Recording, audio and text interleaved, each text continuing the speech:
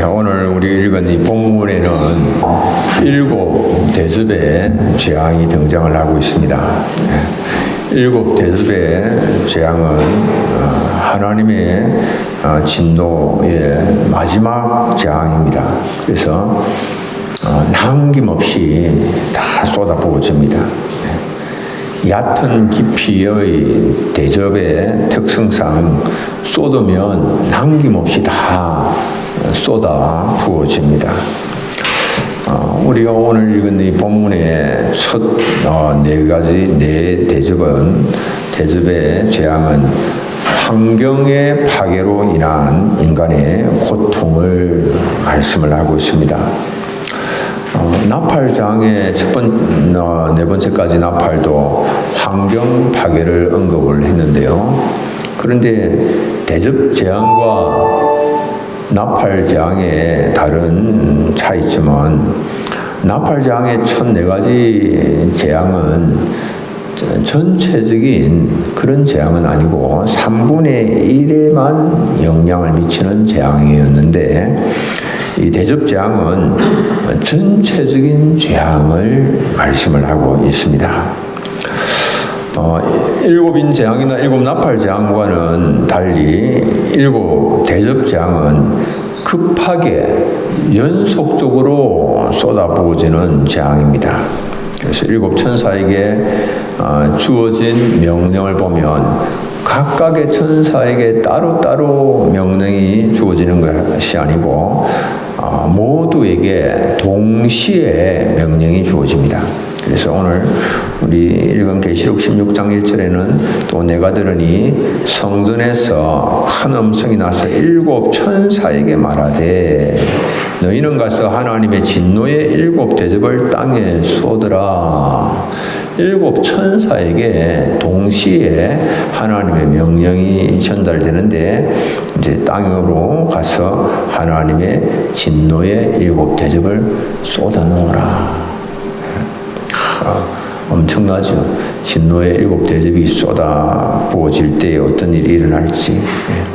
동시에 단번에 명령이 모든 7 천사에게 주어졌고 마지막으로 급하게 그 명에 따라서 재앙이 쏟아 부어질 것을 말씀을 합니다.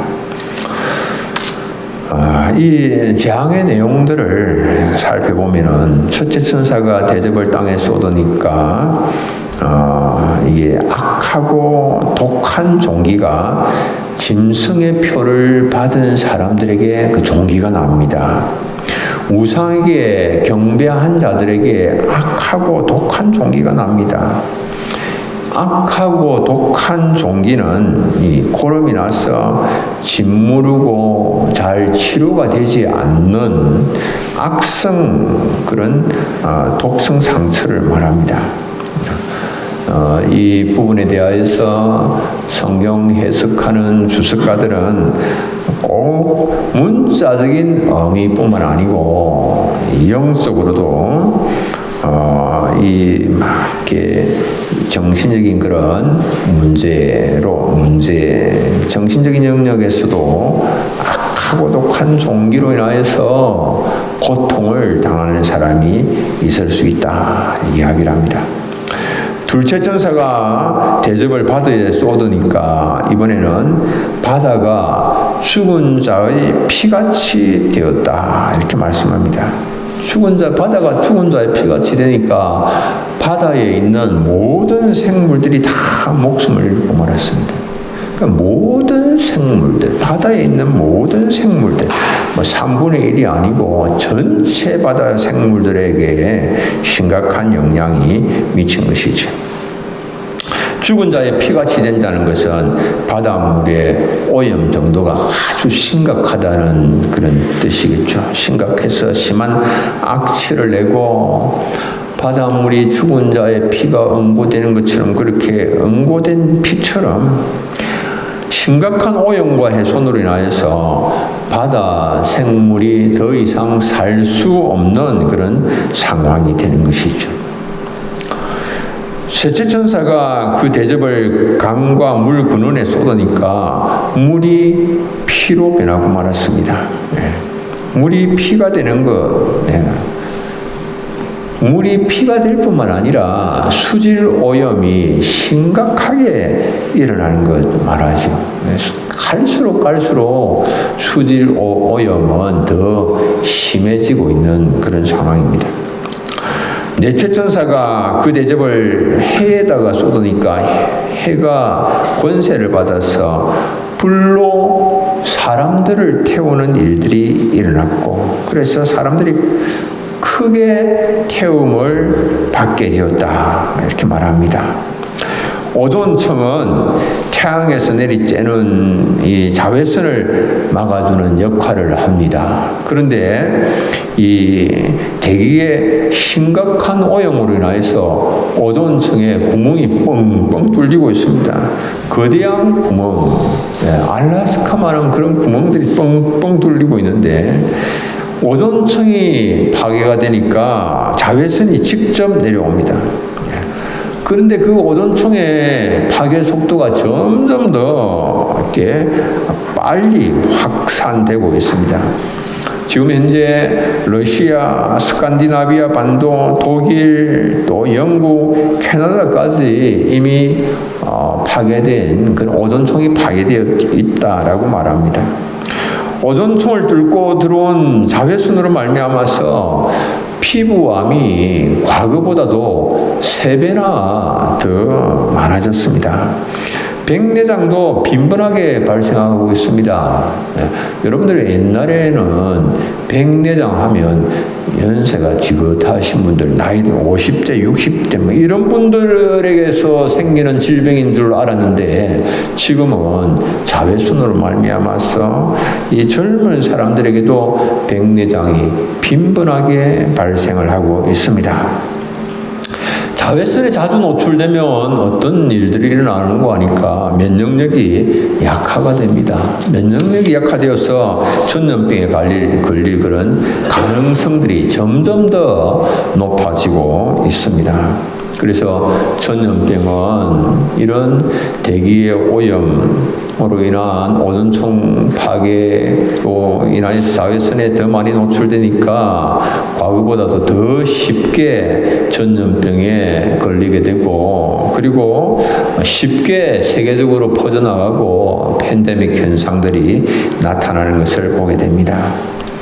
오존층 파괴는 그뿐만 아니라 식물의 광합성도 오존층 파괴로 인하여 자외선으로 인하여서 방해를 받아서 광합성이 제대로 잘 이루어지지 않고, 그래서 콩물 생산도 감소가 되고 있다, 그렇게 보고를 합니다. 종말을 향하여 갈수록 점점 더 생태계와 환경의 이 파괴와 오염이 가속화되는 것을 봅니다. 사람들이 살기가 점점 더 어려운 상황과 형편으로 바뀌어져 가고 있습니다. 이런 상황인데 좀 있으면 더 좋아질 것이다, 그렇지는 않고요.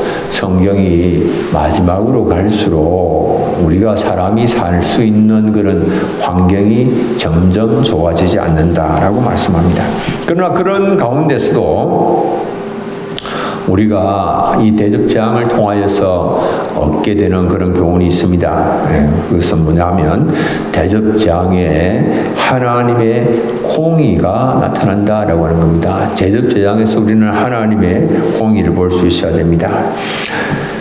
대접재앙으로 나타나는 하나님의 진노의 심판을 접하면서 사람들은 하나님 되심을 오해합니다. 사람들이 하나님은 이런 분이셔야 돼, 이런 하나님이셔야만 해, 이렇게 생각하는 거예요.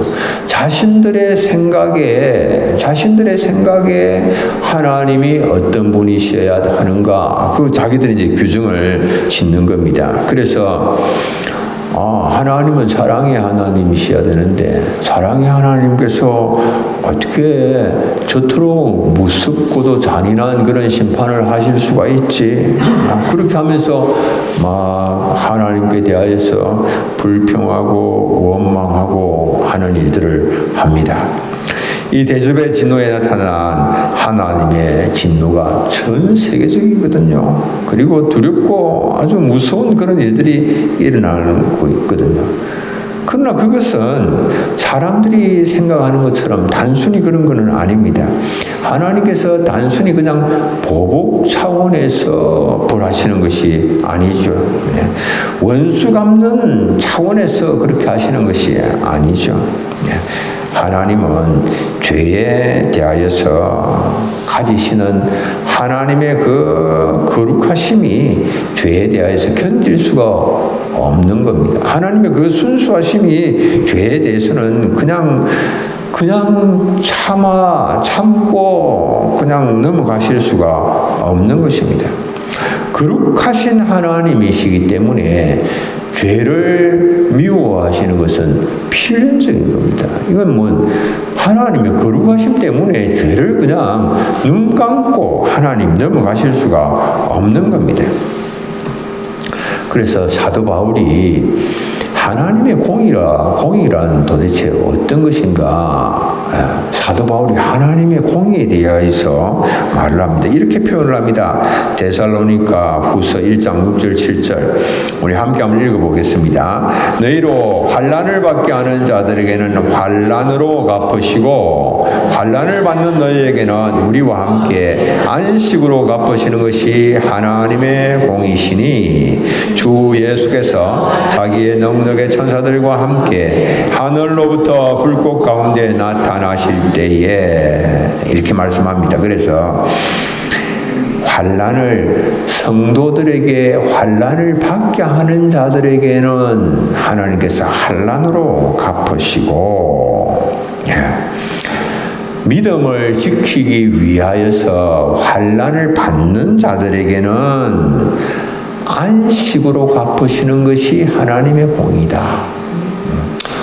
하나님의 백성들을 고통스럽게 하고 하나님을 거역하고 대적하는 자들에게는 환난을 당하게 하고 그리고 믿음으로 살기 위하여서 말씀 붙잡고 그렇게 살기 위하여서 애쓰는 자들에게는 그로 말미암아서 환난을 당하는 자들에게는 안식을 누리게 하는 것이 하나님의 공이다.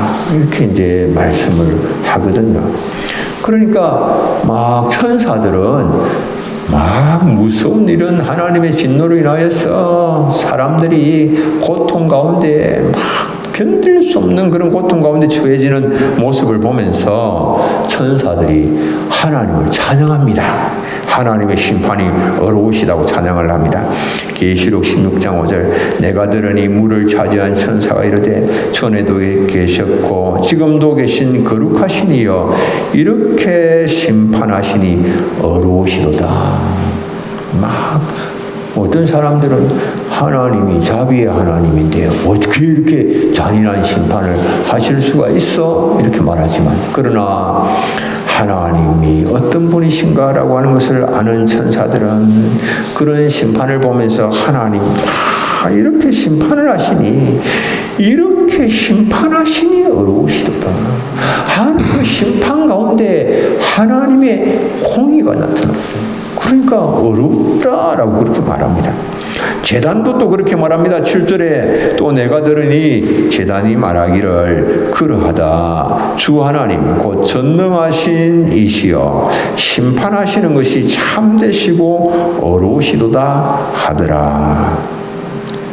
제단이 말했다라고 하는데요. 이 제단 아래에 순교자들이 제단 아래에 거하였거든요.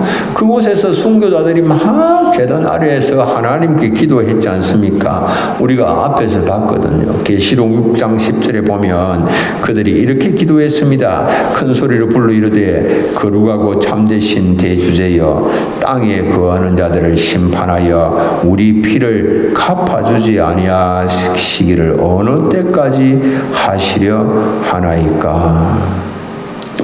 이렇게 하나님, 우리가 정말 이렇게 억울함을 당하고 있는데 그 하나님 우리의 피를 갚아주지 아니하시고 신원해 주시지 아니하시는, 이거 언제까지 우리가 기다려야 됩니까? 하나님께 그렇게 기도했는데 이 진노의 심판은 이런 기도의 응답이다라고 하는 겁니다. 그래서 성경은 죄를 지었기 때문에 재앙을 당하는 것은 당연하고, 그리고 성도들의 피를 흘렸기 때문에 피를 만들어 마시게 하는 것, 이것이 바로 하나님의 공이다라고 말씀을 합니다. 악인들이 형통하여서 개가를 부르는 이런 것을 보면 막 성도들의 마음도 막 힘들어요. 여러분들, 악인들이 잘 되고 형통하고 성공하고 그런 모습을 보면 막 성도들은 우리는 하나님의 말씀 지키고 살려고 막 애를 쓰고 그러면서 힘들고 어렵고 막 이렇게 지내는데 저들은 마음껏 누리고 하나님 앞에 성도들이 항변을 합니다. 하나님의 공의가 이런 겁니까? 이게 하나님의 공의입니까? 하나님, 어떻게 하나님의 백성들은 이렇게 어려움을 당하는데 악인들이 저렇게 형통하고 잘 된단 말입니까? 시편의 제자도 그런 것은 하나님의 공의에 반하는 것이지 않습니까? 막 오고 지나온 모든 시대의 성도들도 다 하나님 앞에 하나님 이건 너무하지 않습니까? 막 그렇게 이제 기도한 거죠. 시편의 저자는 악인들의 형통과 교만에 대하여서 언제까지 용납하실 것입니까? 그렇게 하나님께 항변을 했어요. 시편 94편 1절로 4절. 여호와여, 복수하시는 하나님이여, 복수하시는 하나님이여, 빛을 비추어 주소서. 세계를 심판하시는 주여, 일어나사 교만한 자들에게 마땅한 벌을 주소서. 여호와여, 악인이 언제까지 개가를 부르리까?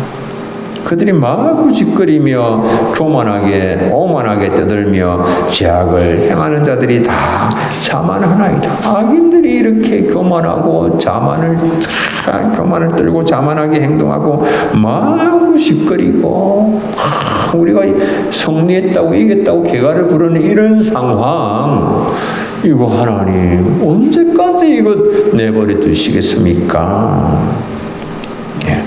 하나님의 사람들은 하나님 앞에서 그렇게 막 이렇게 부르짖는 것이죠. 그러니까 여러분들, 이 하나님의 진노의 심판이 악인들에게는 잔인한 심판처럼 보일지 모르지만은 이 하나님의 백성들에게는 하나님의 공의의 심판이요. 그래서 하나님 거룩한 심판이고, 성도들이 구하며 기대하였던 일들이 그때 이제 일어난 거예요. 막 그렇게 하나님 앞에 구하였는데 그 일들이 일어난 것입니다. 그 공의의 하나님께서는 또한 만류 인력을 비롯한 여러 가지 자연의 법칙들을 조화 속에서 유지하고 계십니다. 그러하시기 때문에 우리가 질서 있는 생활, 평화로운 생활을 할 수가 있는 겁니다. 이게 뭐 자연 법칙이 그냥 자연이 자연 때문에 저절로 그렇게 되는 것이다. 아니거든요. 저절로 되는 게 아니거든요. 공의의 하나님께서 그것들을 붙잡고 계시기 때문에, 공의의 하나님께서 우리의 생명과 평화 그리고 안전을 위하여서 자연을 돌보시고 주장하고 계시기 때문에 오늘도 우리가 살고 있는 이 우주가 이렇게 질서 있게 조화롭게 흘러가고 있다라고 하는 겁니다. 공의 하나님께서는 전 우주를 주장하고 다스리실 뿐만 아니라 우리 각 개개인의 걸음도 주장하셔서 우리의 발이 실족치 아니하도록 하십니다. 우리의 발이 실족치 아니하도록 하나님께서 주장하시죠. 세밀하게 살피시는 공의의 하나님께서 힘들고 어려운 가운데 우리가 처하여 있을지라도 그런 가운데서 다른 사람들을 돌보고 다른 사람들을 축복하고 섬기는 일을 한다라고 하면 하나님 그것을 모르신다고 하지 않으시죠. 20세기 초반에 영국에 런던에 아주 유명한 목사님 세 분이 계셨습니다.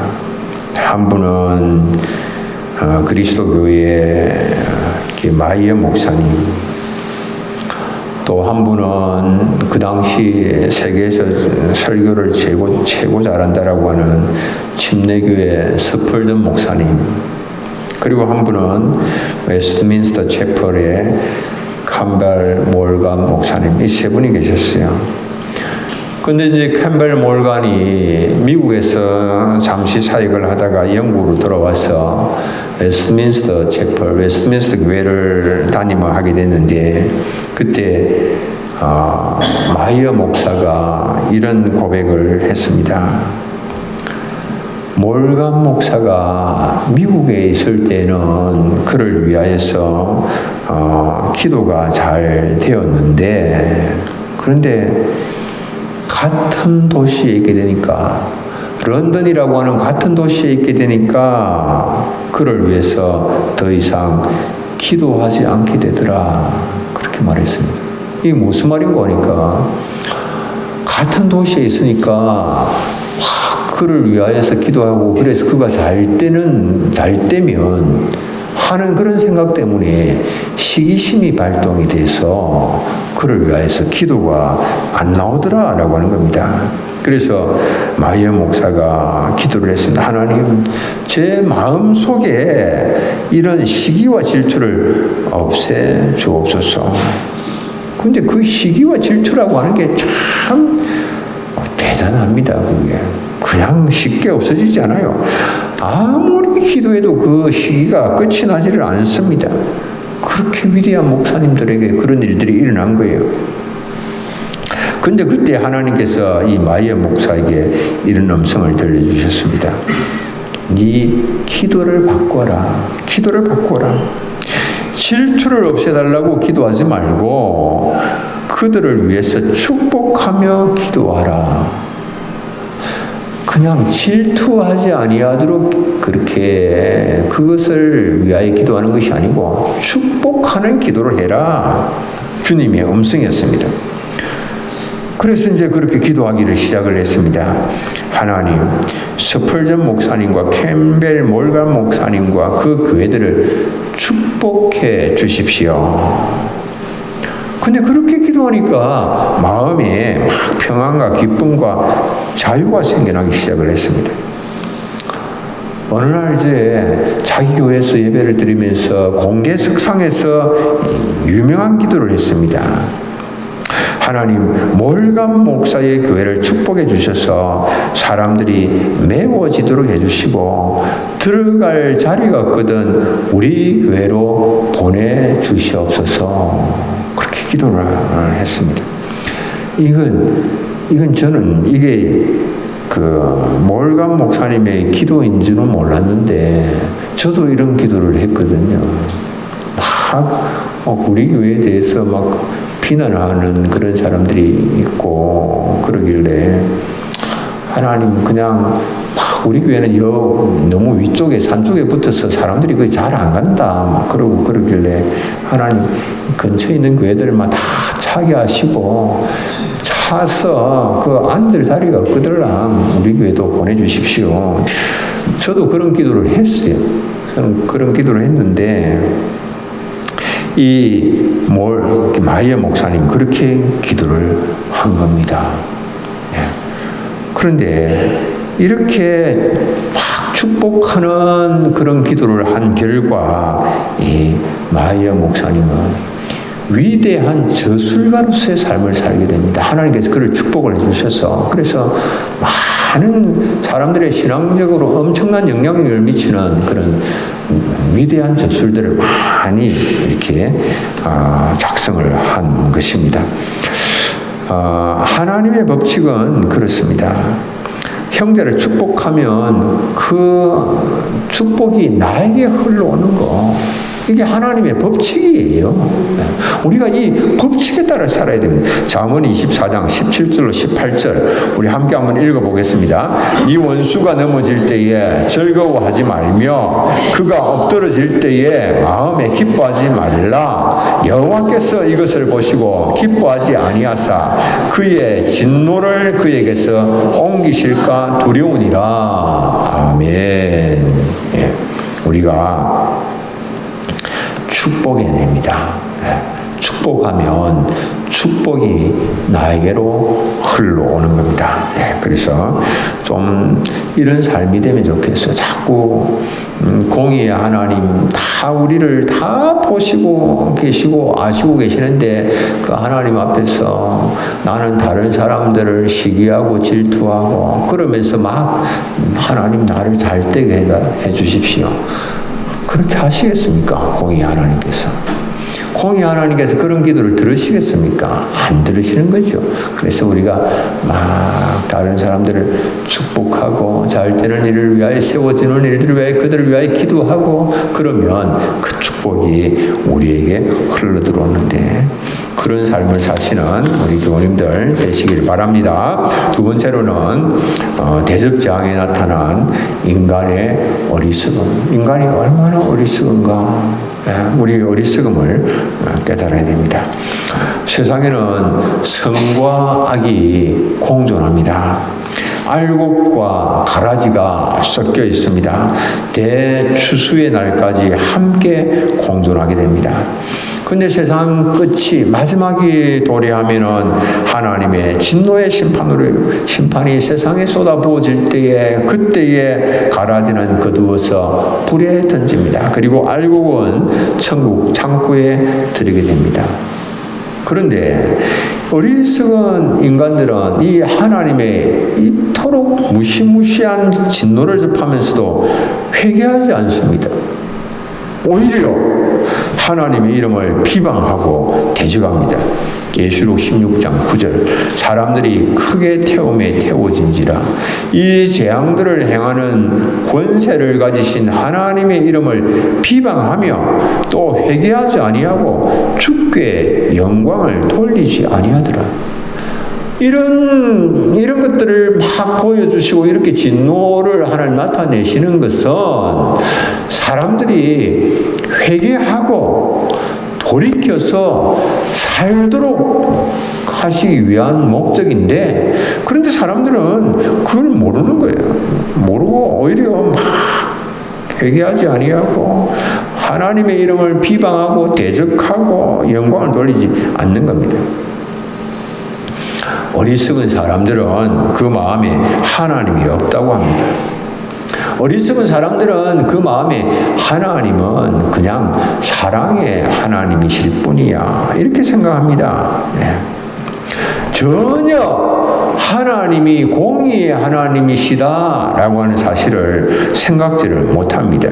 그래서 어리석은 사람들은 생각하기를 하나님은 그냥 우리의 만족과 풍요를 위해서만 존재하시고 우리를 그냥 살되게만 하시고자 하는 그런 분이다 그렇게 생각합니다. 여러분들 이게 하나님께 대한 오해입니다. 하나님 그런 분이 아니십니다. 그냥 우리 무조건 잘 되도록 우리가 하나님 거역하고 불순종하고 대적하고 하나님 경고를 바라시지만 듣지 아니하고 회개치 아니하고 돌이키지 아니함에도 불구하고 하나님 무조건 그들을 잘되게 하시는 그런 하나님 아니거든요. 그래서 사람들은 이거 깨달지 못하고 진노 가운데서 회개하지 아니하고 하나님 조롱하고 비방을 한 겁니다. 어리석은 사람들은 하나님의 무서운 진노 중에도 자기들이 섬기는 그런 우상이 자기들을 지켜줄 것이라고 생각합니다. 착각이죠, 착각. 여러분들 우리가 인생이 참 착각에 빠져서 살아가는 경우들이 너무 많습니다. 오해하면서 살아가는 일들이 너무 많습니다. 하나님 하나님이 어떤 분이신가 하나님에 대한 오해를 하고 있습니다. 내가 어떻게 하면 행복할 수 있을까? 행복의 길에 대하여서 여러분들 오해를 하고 있습니다. 내 생각대로 하면 행복하리라고 그렇게 여기서 자기 생각대로 살려고 그러는데 오해입니다. 그래서 절대로 행복해지지 않습니다. 알베르트 까미의 희곡 중에 오해라고 하는 작품이 있습니다. 그 내용은 체코의 깊은 산골에서 어머니와 딸 마르타가 격려하고 있는 여인 속에서 일어난 일을 다루고 있습니다. 이 어머니와 딸은 그 여인 속에 돈 많은 사람이 숙박을 하면 그들에게 수면제를 먹여서 죽여버렸습니다. 수면제를 먹이고 죽이고는 돈을 다 빼앗았습니다. 그렇게 한 이유는 자신들의 꿈을 이루기 위하여서. 그들이 가진 꿈이 뭐냐 하면 꿈을 이루기 위해서 수단 방법을 가리지 아니하였는데 그들이 가지고 있는 꿈은 그들이 이 절망적인 자신들이 살고 있는 삶의 현장을 벗어나서 바다와 태양이 장렬하는 남쪽으로 이사를 해서 그곳에서 행복하게 사는 것, 그것이 그들의 꿈이었습니다. 그래서 그것에 필요한 돈을 모으기 위하여서 사람을 죽이는 일, 그 서슴지 않고 한 겁니다. 자신들의 행복을 위하여서 다른 사람의 목숨을 빼앗는 일을 서슴지 않았습니다. 그런데 그곳으로 20년 전에 집을 나간 아들이 돌아옵니다. 아들이 부자가 되어서 돌아옵니다. 그런데 그 아들이 어머니와 동생을 놀라게 해주려고 자신의 신분을 밝히지 아니하고 그 여관에 투숙을 합니다. 그 어머니와 딸은 계획대로 부자인 아들을 죽였는데 죽이고 나서 보니까 자기 아들인 거예요. 아들을 죽이고는 어떻게 앞으로 어떻게 살겠습니까? 그래서 그들도 자살을 해버리고 말았습니다. 행복을 위하여서 수단 방법 가리지 아니하고 다름질하였지만 그 길이 알고 보니까 불행의 최고 지름길이었습니다. 불행의 최단 코스를 택하여서 달려간 것이었습니다. 여러분들 하나님 외에 돈과 권력을 우상으로 삼고 살아가는 삶이 바로 그런 것입니다. 하나님 없어도 좋아. 돈만 있으면 돼. 하나님은 날 안 지켜줘도 권력만 있으면 돼. 라고 생각하는 사람들. 행복을 위한 최선의 길이 무엇인가? 하나님 말씀을 하십니다. 오늘도 하나님의 경고가 우리에게 나타날 때에 즉각적으로 회개하고 돌아서는 것, 그것입니다. 우리 속은 자들은 이게 안 되는 거예요. 이게 안 되고 끝까지 내가 섬기고 있는 우상이 나를 지켜줄 거야. 내가 이것을 위해 지금까지 수고하고 땀 흘렸는데 내가 돈이 많으니까 돈이 나를 지켜줄 거야. 내가 쌓고 있는 인맥에 힘 있는 사람이 있는데 그런 사람들이 나를 도와줄 거야. 여러분들, 그것은 불행의 최고 지름길입니다. 불행으로 향하여 나아가는 길입니다. 우리의 어리석음들 또 말씀을 통하여서 돌아볼 수 있기를 바랍니다. 대접재앙에 나타난 또 하나의 것은 하나님께서 교회와 세상을 차별하신다, 구별을 하신다라고 하는 겁니다. 교회와 세상이 똑같이 하나님 대하시지를 않습니다. 하나님의 진노가 쏟아부어질 때에 교회는 세상과 구별됩니다. 출애굽 시에 하나님의 재앙이 애굽에 내릴 때에 하나님은 애굽인들과 이스라엘인들 사이에 차이를 두셨습니다. 구별하셨습니다. 죽음의 사자가 임하였을 때에 문설주와 임방에 양의 피가 발려진 이스라엘 백성들의 그 가정은 죽음의 사자가 다 넘어갔습니다. 그러나 애굽인은 바로 이 바로의 장자로부터 종의 자녀에 이르기까지 죽음을 면한 사람 한 사람도 없었습니다. 하나님의 진노가 쏟아부어질 때에 하나님은 교회와 세상 사이에 차별을 둘 것을 말씀을 하십니다. 오늘 읽은 요한계시록 16장 2절 첫째 천사가 가서 그 대접을 땅에 쏟음에 짐승의 표를 받은 사람들과 그 우상에게 경배하는 자들에게 악하고 독한 종기가 나타나더라. 누구에게 나타났느냐? 예. 하나님의 표를 받은 사람들이 아니죠. 예. 적은 능력이지만 끝까지 믿음을 지킨 사람들이 아니죠. 예. 쉽게 가기 위하여 짐승의 유혹을 물리치지 못하고 짐승의 표를 받은 사람, 우상에게 경배하는 사람들에게 악하고 독한 종기가 나타났다라고 말씀합니다. 그러나 작은 능력이지만 끝까지 믿음을 지키기 위하여서 예를 쓴 사람들 하나님께서 분명하게 이 마지막 때에 구별을 하시겠다라고 말씀하시는 겁니다. 악한 자들은 사시나무처럼 벌벌 떨게 될 것이지만 하나님의 표를 받은 사람은 그러므로 두려워할 것이 전혀 없습니다. 계시를 보면서 사람들이 너무 두려워합니다. 와, 이거 어떻게 해? 이 하나님의 진노의 순간에, 진노의 때에 우리 어떻게 그것을 감당해낼 수 있을까? 그러나 하나님의 표를 받은 사람들은 하나님께서 그들을 구별하실 것이기 때문에 너무 두려워할 것은 없습니다. 그러나 우리가 이 심판은 궁극적으로 인간의 죄와 탐욕으로 인한 것이기 때문에 그래서 이 무서운 심판이 점점 더 결정적인 순간이 우리에게 다가오고 있기 때문에 그것은 우리가 하나님의 경고로 생각할 때에 좀 진노의 손길 아래 놓이게 되는 이 땅을 생각하면서는 두려운 마음 갖지 않을 수가 없는 거죠. 이 땅을 생각을 하면서 이제 환경이 점점 더 나빠집니다. 재앙으로 인하여서 우리는 더 많은 고통을 겪게 될 것입니다. 이게 뭡니까?